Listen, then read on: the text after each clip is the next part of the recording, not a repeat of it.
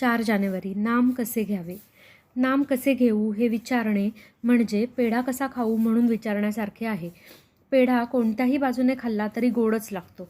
तसे नाम कसेही घेतले तरी ते आपले काम करतेच करते. पेढा ज्याने खाल्ला आहे तो पेढा कसा खाऊ म्हणून जसे विचारणार नाही, तसे नाम घेणारा मनुष्य नाम कसे घेऊ म्हणून विचारणार नाही. शेतात बी पेरतात तेव्हा त्याचे तोंड वरच्या बाजूला आहे की नाही हे पाहत नाहीत. बी शेतात पडते तेव्हा ज्या तोंडातून मोड यायचा असतो ते तोंड कोणत्या तरी एका बाजूला, खाली किंवा वरही असू शकेल.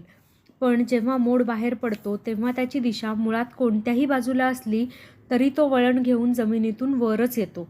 तसे नाम कसेही घेतले तरी घेणाऱ्याची ते योग्य दिशेने प्रगती करून त्याला योग्य मार्गावर आणून सोडील. म्हणून कसेही करून नाम घ्यावे. नाम घेताना कोणती बैठक असावी किंवा कोणते आसन घालावे हा प्रश्न म्हणजे श्वासोच्छ्वास करताना कोणत्या तऱ्हेची बैठक असावी असे विचारण्यासारखं आहे. समजा एखाद्याला दमा झाला आहे तर तो काय करतो? तो अशा तऱ्हेने बसण्याचा किंवा पडण्याचा प्रयत्न करतो की जेणेकरून श्वासोच्छ्वास कष्टाशिवाय व्हायला मदत होईल.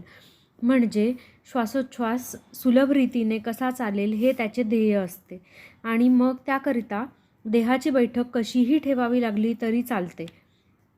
श्वासोच्छ्वास विनाकष्ट चालू ठेवणे हे जसे त्याचे ध्येय असते तसे नाम अखंड कसे चालेल हे आपले ध्येय ठेवावे आणि त्याला मदत होईल, व्यत्यय येणार नाही अशा तऱ्हेची कोणतीही बैठक असावी. बैठकीला फार महत्त्व देऊ नये. समजा आपण पद्मासन घालून नामस्मरणाला बसलो आणि काही वेळाने पाठीला कळ लागली तर आपले लक्ष नामापेक्षा देहाकडेच लागेल.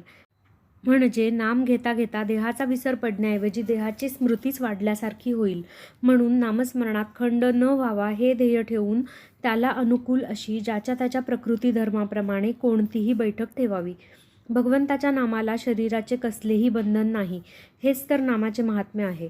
मनुष्याच्या कोणत्याही अवस्थेमध्ये भगवंताचे स्मरण सहज ठेवता येण्याचे एकच साधन आहे आणि ते म्हणजे त्याचे नाम होय.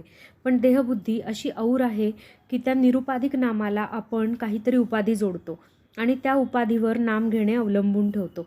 असे न करावे. इतर उपाधी सुखदुःख उत्पन्न करील पण नाम निरुपाधिक आनंद देईल. आजचे बोधवचन. शुद्ध भावनेत आणि निष्ठेत खरे समाधान आहे. ही निष्ठा अनुसंधानाने उत्पन्न होते.